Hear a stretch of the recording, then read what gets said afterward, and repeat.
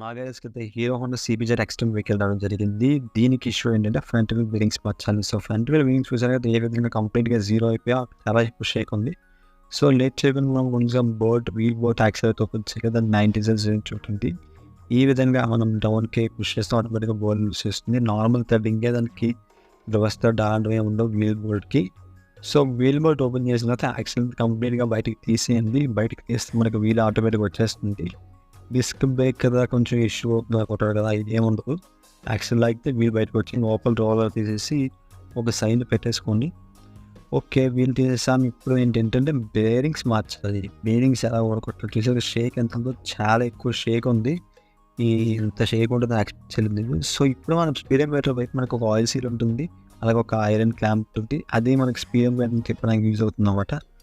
So ఆ రెండు మనం తీసేసి బేరింగ్ బేరింగ్ ఓపెన్ చేయండి. కానీ ఆ పర్టికులర్ ప్రొసీజర్ ఏది చేస్తున్నప్పుడు నాకు ఈ బేరింగ్ కంప్లీట్ జీరో అయిపోయింది. మ్యాథ్ సీల్ తీయగానే తెలిసింది. ఇంత దారుణంగా పోతుందని అనుకోలేదు. ఇంత వరస్ట్గా వాడే మెయింటెనెన్స్ అయితే వరస్ట్గా ఉంది. సో ముందు ఆ బేరింగ్ని ఓడగొడతాను, ఎందుకంటే ఇది ఆపోజిట్ బేరింగ్ ఓడగొట్టడం కనుక ఊడిపోయిందంటే బాల్స్ ఊడిపోతే వాళ్ళకి బేరింగ్ రాదు, మళ్ళీ వెల్డింగ్ పని తీయవలసి ఉంటుంది. సో వెల్డింగ్ ప్రొసీజర్ కూడా మన దగ్గర ఉంది, కానీ మనీ ఖర్చు అవుతుంది కదా.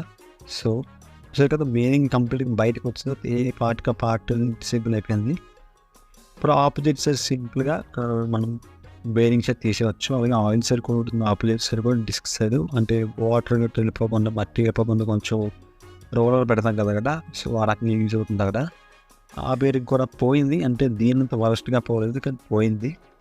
ఓకే, రెండు బేరింగ్స్ కూడా మార్చాలి కదా, ఒక బేరింగ్ పోయేస్తుంది. ఎందుకంటే ఒకటి కొత్తగా ఒకటి పాత మనకి రొటేషన్ అనేది కొంచెం తేడా ఉంటుంది, బండి కూడా ఇస్తుంది.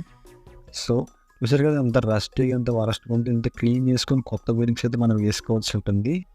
సో ఈ పర్టికులర్ స్కిన్లో ఏంటంటే హీరో బేరింగ్స్ అయితే వాడతాను, మీకు తెలిసింది. ఇది కూడా జెన్యూన్ బోట్ వాడతాను.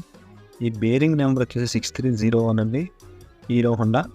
సో దీనికైతే హీరో ఒరిజినల్ బేరింగ్స్ అయితే ఇన్బిల్ట్ గ్రీజ్ అయితే ఇచ్చారు దీనికి. కాకపోతే మనం ఎక్స్ట్రా ఎక్కువ లాంగ్ లైఫ్ రావడం కోసం దీనికి వాల్వ్ అనేది మనం ప్రొవైడ్ చేసిన క్రిమ్సన్ గ్రీజ్ అయితే వాడుతున్నారు. రెడ్ కలర్, ఇది కొంచెం ఎక్కువ కలర్ ఉంటుంది.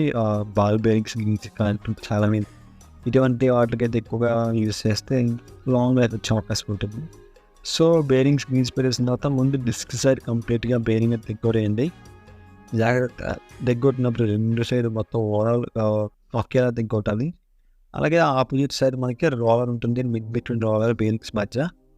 ఆ రోలర్ పెట్టేసి మీరు ఆ నెక్స్ట్ రిమైనింగ్ బేరింగ్ కూడా యాజ్ ఇట్ ఈస్గా మొత్తం అన్ని సైడ్లు ఒకేలాగా ఫిట్టింగ్ అయ్యేలాగా కొంచెం జాగ్రత్తగా బేరింగ్ అయితే ఫిట్ చేసేయండి.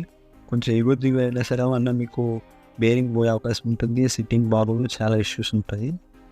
సో ఆపోజిట్ వైపు కూడా మళ్ళీ మీకు ఆయిల్ సీల్ ఉంటుంది కదా, రోలర్ మనకి ఆయిల్ సీల్ పెట్టేస్తారో ఇటువైపు వచ్చేసి స్పీడోమీటర్ తిరగడానికి ఒక క్లాంప్ ఉంది కదా, ఆ క్లాంప్ కూడా యాజ్ ఇట్ ఈస్గా పెట్టేసి పైన ఆయిల్ సీల్ కూడా యాజ్ ఇట్ ఈస్గా ఫిట్ చేసేయండి. ఓకే, ఇప్పుడు మనం వీల్ అయితే బండికి ఎక్కించేయాలండి.